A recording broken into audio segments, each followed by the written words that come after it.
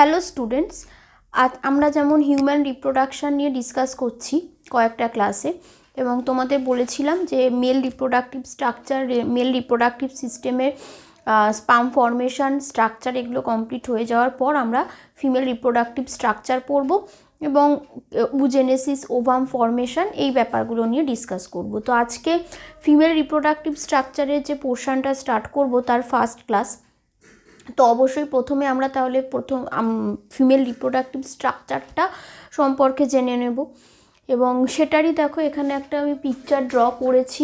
এখানে দেখো female reproductive স্ট্রাকচারটা আমরা প্রথম জেনে নিই, এবং প্রথমেই আমরা যেটা নাকি একদম রিপ্রোডাক্টিভ সিস্টেমের ফার্স্ট ক্লাসে ডিসকাস করেছিলাম যে মেলের জন্য মেন রিপ্রোডাক্টিভ স্ট্রাকচারটা বা অর্গানটা যেটা ছিল টেস্টিস, ঠিক সেরকম ফিমেলের জন্য ছিল ওভারি।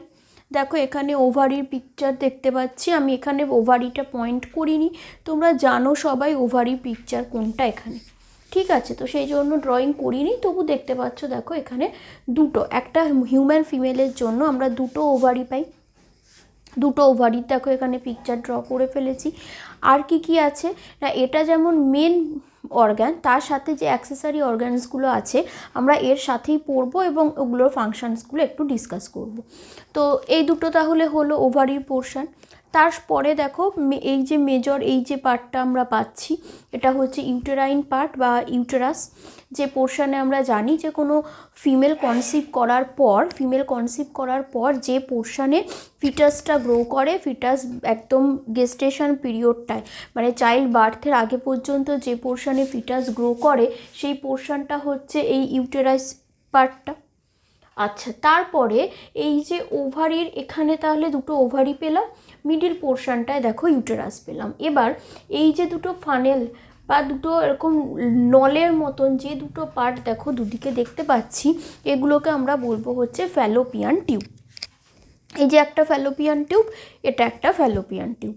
এবার এই ফ্যালোপিয়ান টিউবের সাথে দেখতে মনে হতে পারে যে ওভারি দুটো বোধহয় ফাঁকা ঝুলে আছে, সেরকম ব্যাপারটা নয়। তোমরা দেখো এখানে ইউটেরাস পাচ্ছি আর এখান থেকে দেখো দুটো ফ্যালোপিয়ান টিউব বেরোচ্ছে।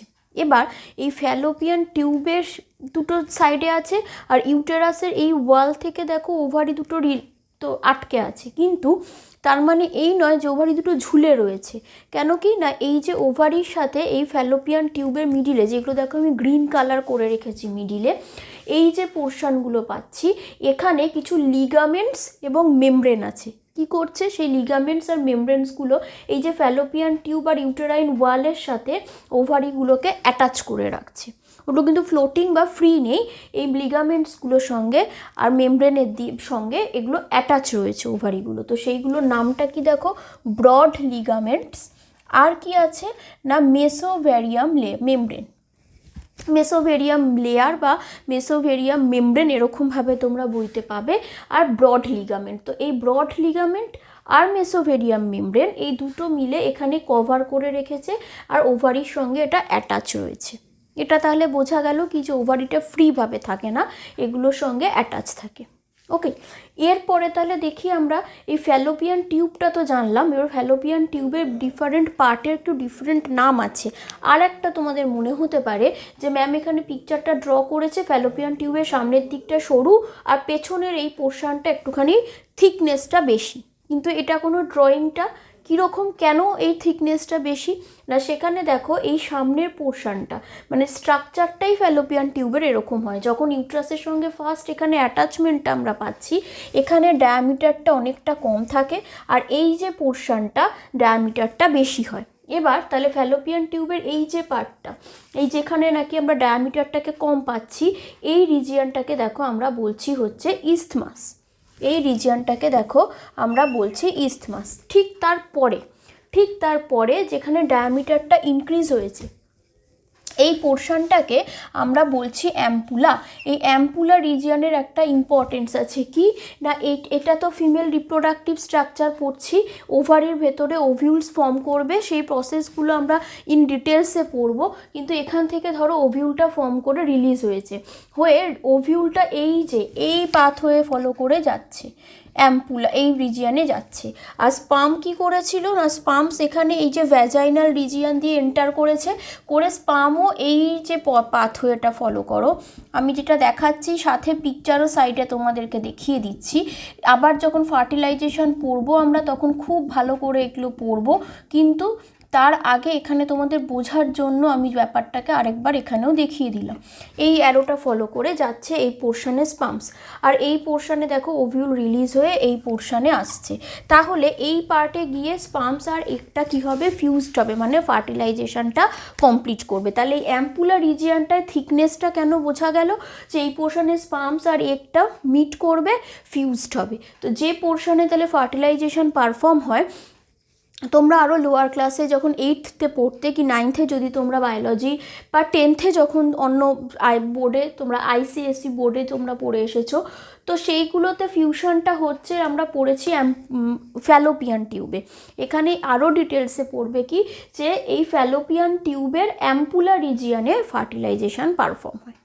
ঠিক আছে, আশা করি ক্লিয়ার হলো যে এই পার্টগুলোর এরকম ডিফারেন্ট ডায়ামিটার কেন, এবং ডিফারেন্ট এই ডায়ামিটারের পোর্শনগুলোর ফাংশনটা কী। তো এতটা পর্যন্ত হয়ে গেল। তারপরে দেখো এই ফানেল শেপ একটা পোর্শন তৈরি হচ্ছে, এই পোর্শনটাকে ফ্যালোপিয়ান টিউবের আমরা বলবো হচ্ছে ইস্থমাস। পুরোটাই ফ্যালোপিয়ান টিউব, ইস্থমাস নয় সরি, এই পোর্শনটাকে আমরা বলবো হচ্ছে ইনফান্ডিবুলাম। তাহলে কি কি পার্ট পেলাম ফ্যালোপিয়ান টিউবের, একদম আপার পোর্শনটাতে ইস্থমাস পাবো, তারপরে দেখো ফার্টিলাইজেশনের রিজিয়নটাতে অ্যাম্পুলা পাবো, তারপরের পোর্শনটাতে একটা ফানেলের মতন স্ট্রাকচার তৈরি করবে, সেটাকে আমরা বলবো ইনফান্ডিবুলাম। আর একদম শেষের দিকে ফ্যালোপিয়ান টিউবের লাস্টের দিকে কিছু ফিঙ্গার লাইক প্রজেকশনস তৈরি হয়েছে, সেগুলোকে আমরা বলবো হচ্ছে ফিমরি। এগুলা কী করবে না, এরা কি করবে, যে এই ওভারিতে আমরা জানি ওভিউলস ফর্ম হয়, ওভারিতে ওভিউলস ফর্মেশনের ঠিক পরে এই ওভিউলসগুলোকে কালেক্ট করার জন্য এখানে এরা এরমভাবে মুভ করে, রাইট। যত এরা এরকমভাবে এই ফিমরিগুলো মুভ করবে, ওভিউলটা কী হবে, ওই মুভমেন্টের জন্য, ফিমরির মুভমেন্টের জন্য ফ্যালোপিয়ান টিউবে এন্টার করে এর ভেতর দিয়ে মুভ করতে পারবে। ঠিক আছে, আর একটা কি না, এই যে ফ্যালোপিয়ান টিউবের এই যে ইনার লাইনিংয়ের যে সেলসগুলো আছে, এই ইনার লাইনিংয়ের যে সেলসগুলো আছে, সেই সেলসগুলোর উপরেও কিন্তু কিছু এরকম ফিমরি বা বলতে পারি এরকম কিছু সিলিয়েটেড এপিথেলিয়াম প্রেজেন্ট থাকে, যারা কি করে না এই সিলিয়েটেড এপিথেলিয়ামগুলো, এই সিলিয়েটেড এপিথেলিয়ামের সিলিয়াগুলো মুভ করে। মুভ করার জন্য ওভামের তো আর কোনো ফ্ল্যাজেলা নেই, এগের তো ফ্ল্যাজেলা নেই, তো সেই এগটা তাহলে এত দূর মুভ করবে কি করে না, এই যে ফ্যালোপিয়ান টিউবের ইনার লাইনিংয়ের যে সিলিয়েটেড এপিথেলিয়াম সেলসগুলো আছে, সেই সিলিয়ারি মুভমেন্ট কি করে না ওভারিকে, এই ওভারির থেকে রিলিজড যে ওভাম আছে বা এগ আছে, সেটাকে অ্যাম্পুলা রিজিয়ানে রিচ করতে সাহায্য করে। বোঝা গেল তাহলে। এরপরে তাহলে দেখো আমরা এই পুরোপুরি ফ্যালোপিয়ান টিউবটা কি জেনে নিলাম। এবার ইউট্রাসের লেয়ারটার পোর্শনটায় আমরা চলে আসি। কি কি সেখানে ইউট্রাসের দেখো এই যে টোটাল বডিটা পাচ্ছি, উপরের এই যে এরকমটা কার্ভ টাইপের একটা উঁচু হয়ে আছে, এই যে পোর্শনটাকে আমরা বলবো ফান্ডাস।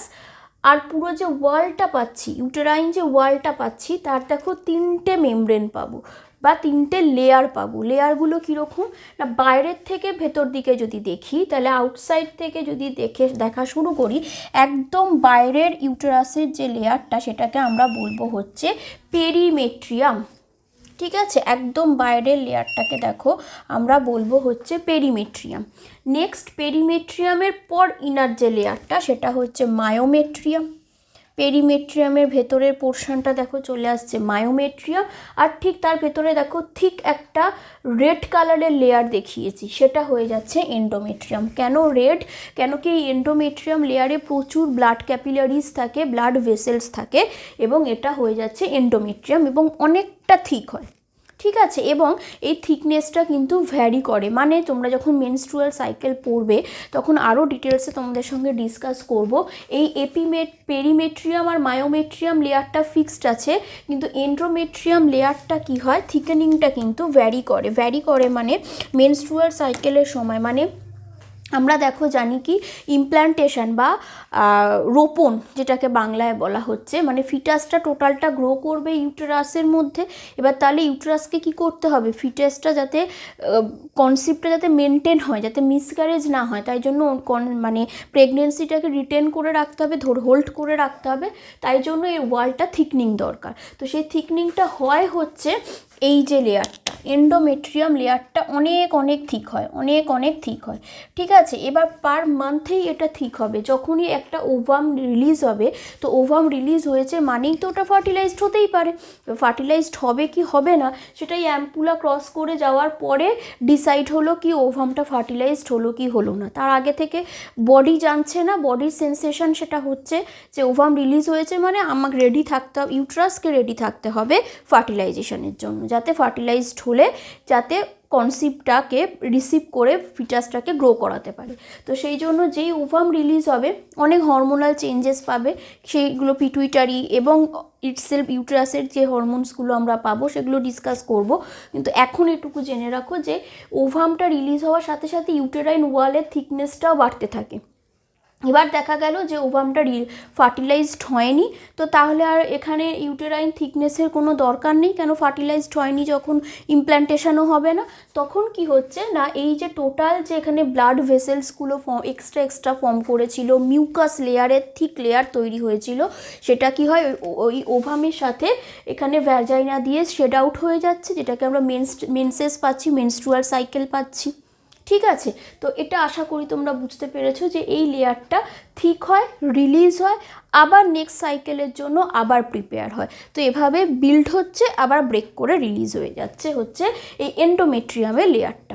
তাহলে এটা বোঝা গেল। আর কি না, ইউটেরাসের তুমি মোটামুটি লেন্থ বেড়েছে যদি দেখতে চাও, ওই টোটাল ইউটেরাসের নর্মালি লেন্থ আমরা পাবো 7 সেন্টিমিটার মতন, আর ব্রেথটা থিকনেসটা এখানে দেখো মোটামুটি পাবো 5 সেন্টিমিটার মতন। এটা ক্লিয়ার হলো। এবার হচ্ছে কি না, এই যে দুটো ওভারি পাচ্ছি, ওভারির লেন্থ পাবো মোটামুটি 4 মতন আর 4 সেন্টিমিটার মতন, আর ব্রেথটা দেখো 3 সেন্টিমিটার মতন। এবার একটা প্রশ্ন হচ্ছে কি যে এরকম দুটো ওভারি থাকার কারণটা কি, বা দুটো যদি ওভারি থাকে তাহলে পার মান্থে একটা কি ওভিউল পাই না দুটো থেকে দুটো ওভিউলস পাচ্ছি, এই কোশ্চেন্সগুলো আসছে তোমাদের মনে। তো সেটাতে আমি বলবো আরও ডিটেলসেও ডিসকাস করব, কিন্তু এখানে দেখো বলে রাখি যে দুটো যে ওভারি পেলাম, দুটো ওভারি একসঙ্গে অ্যাক্টিভ থাকে না। ঠিক আছে, মানে পার 28 ডেজ যে সাইকেল ফিমেল বডিতে পারফর্ম হচ্ছে রিপ্রোডাক্টিভ সিস্টেমের মধ্যে, তো সেখানে অ্যাক্টিভিটি মানে কি না, এই যে ওভাম ফর্মেশন, আমরা ঠিক স্পার্মাটোজেনেসিস পড়ে এসেছি স্পার্ম ফর্মেশনের সময়, ঠিক একইভাবে ওভাম ফর্মেশনের প্রসিডিওর পড়ব উজেনেসিস। এবার এই উজেনেসিসটা পারফর্ম হবে পার মান্থ যে কোনো একটা ওভারির মধ্যে। ঠিক আছে, মানে কি না, ফার্স্ট 28 ডেজ যদি এই ওভারিটা অ্যাক্টিভ থাকে, মানে এই ওভারিতে উজেনেসিস পারফর্ম হয়ে একটা ওভাম ফর্ম করে, তো নেক্সট 28 ডেজের যে সাইকেলটা পারফর্ম হবে বা বলতে পারো উজেনেসিসটা পারফর্ম হবে, সেটা হবে আরেকটা ওভারিতে। তো এভাবে অল্টারনেটলি পারফর্ম হয়, যে কোনো একটা ওভারি সবসময় অ্যাক্টিভ থাকছে, এবং তাই পার মান্থে আমরা একটা করে ওভাম ফিমেল রিপ্রোডাক্টিভ বডি সিস্টেমে ফর্ম হতে দেখছি আফটার পিউবার্টি। ক্লিয়ার হলো? তো এরপরে তাহলে দেখো এটা মোটামুটি আমরা ইন্টারনাল পার্টটা পেলাম, মানে এটা ফিমেল রিপ্রোডাক্টিভ সিস্টেমের ইন্টারনাল পোর্শনটা পেলাম। এই পর্যন্ত আমি ডিসকাস করেছি। এর পরের পোর্শনটা দেখো, এর পরের পোর্শন এই যে যেটা ডার্ক একটা রেড কালার করে রেখেছি, এই পোর্শনটা হচ্ছে সার্ভিক্স রিজিয়ান। এই রিজিয়ানটা কিন্তু খুবই মানে একদম সরু প্যাসেজটা হয়, শুধুমাত্র স্পার্ম এখান দিয়ে যাতে মুভ করতে পারে। ঠিক আছে, মানে যাতে ধরো ভ্যাজাইনাল কোনো ইনফেকশন না হয়, এবং ইন্টারনাল পোর্শনে ইনফেকশানগুলোকে রেজিস্ট করার জন্য এখানে যাতে ওপেনিংটা খুবই সরু হয়, অনলি স্পার্মই এখান দিয়ে মুভ করতে পারে। আর তারপরের পোর্শনটা চলে আসছে দেখো ভ্যাজাইনাল রিজিয়ান, মানে সার্ভিক্স, ঠিক তারপরে চলে আসছে ভ্যাজাইনাল রিজিয়ানের ইন্টারনাল পোর্শনটা দেখো কিছু কার্ভড রিজিয়ান দেখিয়েছি। ঠিক আছে, এই যে কার্ভ পোর্শনগুলোকে, রোগী বলতে আমরা কি খাঁজ বোঝাই, এই কার্ভ যে পোর্শনসগুলোকে বলা হচ্ছে ভ্যাজাইনাল রোগী। ঠিক আছে, তো এই পোর্শনটা আমরা পাচ্ছি ভ্যাজাইনার পোর্শনটা ফিমেলদের জন্য খুব ওয়েটি হয়, ওয়েট কন্ডিশনে থাকে এবং খুবই অ্যাসিডিক হয়। কেন না, অবশ্যই অ্যাসিডিক কন্ডিশনটা মেনটেন করে কি, যাতে ভ্যাজাইনাল ইনফেকশন, সার্ভিক্যাল ইনফেকশনটাকে যাতে রেজিস্ট করতে পারে। এই পোর্শনে ভ্যাজাইনাল রিজিয়নে আমরা দেখব যে গ্লাইকোজেনের অ্যামাউন্টটা বেশি থাকে, গ্লাইকোজেন থাকে। কেন থাকে না, গ্লাইকোজেনটাকে কনভার্ট করে নেয় কিছু মাইক্রোবস থাকে এই পোর্শনে ভ্যাজাইনাতে, যারা গ্লাইকোজেনকে ইউজ করে ওরা ল্যাকটিক অ্যাসিডে কনভার্ট করে। তাহলে গ্লাইকোজেন থাকছে সোর্স, তো সেই গ্লাইকোজেন স্টোর হচ্ছে যেহেতু, সেটাকে ইউজ করে মাইক্রোবসগুলো ল্যাকটিক অ্যাসিডে কনভার্ট করতে পারছে, তাতে মাইক্রোবসরা নিজের নিউট্রিশনটাকে ফুলফিল করে ওখানে থাকতেও পারছে। আর ল্যাকটিক অ্যাসিড ফর্মেশনের ফলে ভ্যাজাইনাল রিজিয়নটা অ্যাসিডিক হচ্ছে, যাতে আনওয়ান্টেড কোনো মাইক্রোবস যাতে এন্টার করতে না পারে। কিছু হেল্পফুল যে মাইক্রোবসগুলো থাকছে সেগুলো ভ্যাজাইনাল রিজিয়নে থাকছে এবং এভাবে একটা প্রোটেকশান কিন্তু প্রোভাইড করছে। তো এটা পেলাম। এরপরে দেখো ভ্যাজাইনাল রিজিয়নের এই নিচের দিকে দুটো ব্ল্যাক স্পট মতন পাচ্ছ, এই দুটো হচ্ছে গ্ল্যান্ড। ঠিক যেরকম আমরা বাল্বো ইউরেথ্রাল গ্ল্যান্ড পড়েছিলাম মেল রিপ্রোডাক্টিভ সিস্টেম পড়ার সময়, পড়েছিলাম যে সেক্সুয়াল ইন্টারকোর্সের সময় মিউসিলেজ সিক্রেশন বলতে পারো, ফ্রিকশনটাকে কম করার জন্য যে সিক্রেশনগুলো হতো সেটা হেল্প করতো। এখানেও ঠিক তাই, এখানের এই বার্থোলিন গ্ল্যান্ডের যে সিক্রেশন সেটা কি করে না, ফিমেল জেনিটাল পোর্শনটাকে একটু স্লাইমি রাখে, তো যাতে ফ্রিকশনটা সেক্সুয়াল ইন্টারকোর্সের সময় ফ্রিকশনটা কম করা যায়। ওই বাল্বো ইউরেথ্রাল গ্ল্যান্ডের মতনই এটা ফিমেলের জন্য থাকছে হচ্ছে বার্থোলিন গ্ল্যান্ড। ওকে, তো এবার এটা পর্যন্ত দেখা গেল। এরপরে দেখো ঠিক ফিমেল রিপ্রোডাক্টিভ স্ট্রাকচারের এই পোর্শনটা তো হলো ইন্টারনাল স্ট্রাকচারটা, তো তাহলে ইন্টারনাল স্ট্রাকচারের পরে এক্সটার্নাল যে জেনিটাল পার্ট এই পোর্শনটা, আর তারপরে আছে অ্যানাল পোর্স। অ্যানাল পোর্স বলতে পায়ু ছিদ্র, সেটা আমাদের আজকের পড়ার বিষয় নয়। তো অ্যানাল পোর্স আছে, আর তার উপরের যে এই যে পোর্শনটা সেটা এক্সটার্নাল জেনিটাল পার্ট, যেটাকে দেখো এখানে আমি এনলার্জ করে দেখানোর চেষ্টা করেছি।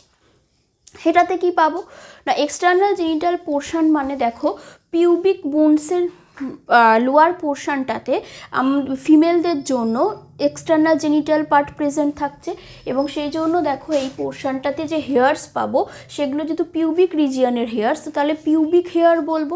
এই যে এখানে দেখো পয়েন্টটা করা আছে, এই পোর্শনে হচ্ছে পিউবিক হেয়ার।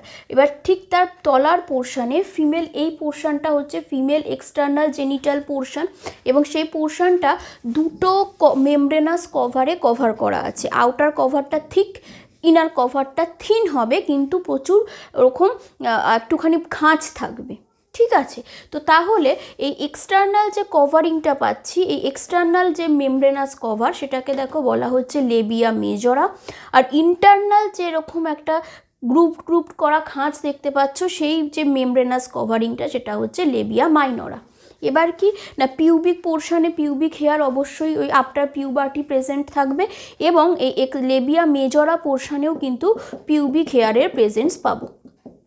লেবিয়া মেজরা পোর্শনেও কিন্তু পিউবিক হেয়ারের প্রেজেন্স পাওয়া যায়, কিন্তু লেবিয়া মাইনরা রিজিয়নটাতে পিউবিক হেয়ার গ্রো করে না। এটুকু আশা করি তোমাদের কাছে ক্লিয়ার হলো। এরপরে দেখো এখানে একটা খুব ছোট্ট একটা স্পট, একটা পয়েন্ট পাচ্ছি, সেই পোর্শনটা ঠিক কোথায় না, লেবিয়া মেজরার ইনার পোর্শনে নিচের দিকে, আর লেবিয়া মাইনরার একদম টিপ পোর্শনে। একটা ভেস্টিজিয়াল অর্গান বলতে পারো ফিমেল রিপ্রোডাক্টিভ স্ট্রাকচারের জন্য। ঠিক হিউম্যান মেলের জন্য যেমন পেনিস ছিল, তো তারই হোমোলোগাস একটা অর্গান ফিমেল বডিতে আছে, কিন্তু ভেস্টিজিয়াল বলতে পারছি আমরা এটাকে। এই পোর্শনটা হচ্ছে ক্লাইটোরিস। তো ক্লাইটোরিস ভেস্টিজিয়াল বললেও এর ফাংশনস কিছু যদি প্রেজেন্ট থাকে কিনা যদি তোমরা বলো, তো সেক্ষেত্রে বলতে পারি সেক্সুয়াল সেন্সেশন ক্রিয়েট করার জন্য আমরা ক্লাইটোরিসের কিছু ফাংশনস দেখতে পাবো, সেক্সুয়াল সেন্সেশনটাকে তৈরি করতে পারে। তো এটা পেলাম। তারপরে দেখো যে পোর্শনটা পাচ্ছি সেটা হচ্ছে কি না, ইউরেথ্রাল অরিফেস। এই যে পোর্শনটা ইউরেথ্রাল অরিফেস, আমরা মেলদের জন্য জানি কি না সিমেন এবং ইউরিন কিন্তু একই পাথওয়ে দিয়ে রিলিজ হয়, যেটা নাকি মেল রিপ্রোডাক্টিভ স্ট্রাকচার যখন পড়িয়েছি তখন তোমাদের সঙ্গে ডিসকাস করেছি। যারা দেখোনি ভিডিও ডেসক্রিপশানে লিঙ্ক পাবে, আই বাটনে পাবে, সেখান থেকে গিয়ে ভিডিওটা দেখে নাও। তো সেখানে দেখো, তো ইউরেথ্রাল অরিফেস এই পোর্শনটা পাচ্ছি কেন ফিমেলদের জন্য না, ফিমেলদের জন্য কিন্তু ইউরিনারি রিলিজিং পোর্স আর হচ্ছে জেনিটাল ওপেনিংটা ডিফারেন্ট। মেলসের জন্য আমরা একটা পাথওয়েতেই ট্রান্সফার পাচ্ছিলাম। তো ইউরেথ্রাল ওরিফেস তাহলে বোঝা গেল মানে ইউরিন রিলিজিং পাথটা। আর এটা হচ্ছে দেখো ভ্যাজাইনাল অরিফেস, মানে মেল রিপ্রোডাক্টিভ ওপেনিং যেটা ফিমেলদের জন্য। এবার এই যে ভ্যাজাইনাল অরিফেস আছে, এই ভ্যাজাইনাল অরিফেসের একটা মোটামুটি ওই up to 9 years 10th years পর্যন্ত বলতে পারা যায়, মানে ওই পিউবার্টি রিচ করার আগে পর্যন্ত মোটামুটি এই পোর্শনে একটা লেয়ার কভার থাকে, যে কভারটাকে বলা হচ্ছে হাইমেন। এবার অনেক সময় কি হয়, কিছু মিথ থাকে যে হাইমেন লেয়ারের প্রেজেন্স ফিমেল বডিতে আছে কি নেই, তো সেটার উপর বেস করে ভার্জিনিটি মানে স্টাডি করা হয় বা দেখা হয়।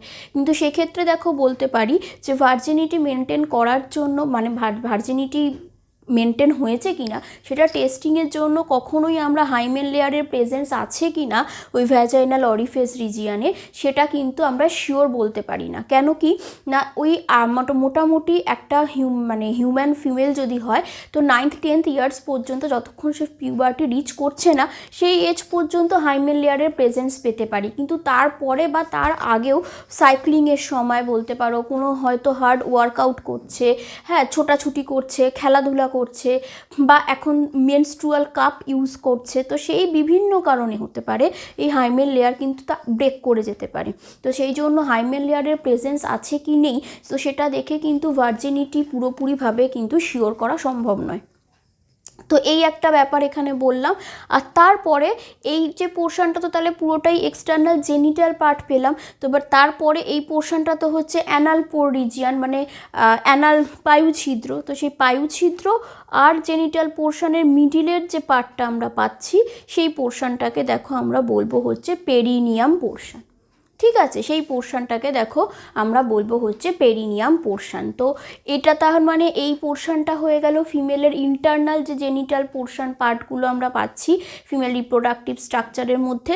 আর ফিমেল রিপ্রোডাক্টিভ স্ট্রাকচারের এক্সটার্নাল পার্ট সেটা হচ্ছে দেখো এই পোর্শনটা এক্সটার্নাল জেনিটাল পার্ট। তো আশা করি একটা আইডিয়া তোমরা পেয়েছো, এবং ভিডিওটা দেখে কোনো যদি আরও ডাউট থাকে তোমরা অবশ্যই আমাকে কমেন্টে জানিও, আমি রিপ্লাই দেবো। আর এর পরের ভিডিওটাতে আমি মোটামুটি ওই ম্যামারি গ্ল্যান্ড এবং ফিমেল যে রিপ্রোডাক্টিভ সিস্টেমের উপর বেস করে কিছু ডিসঅর্ডার্স আছে কিনা এগুলো নিয়ে ডিসকাস করব। Thank you.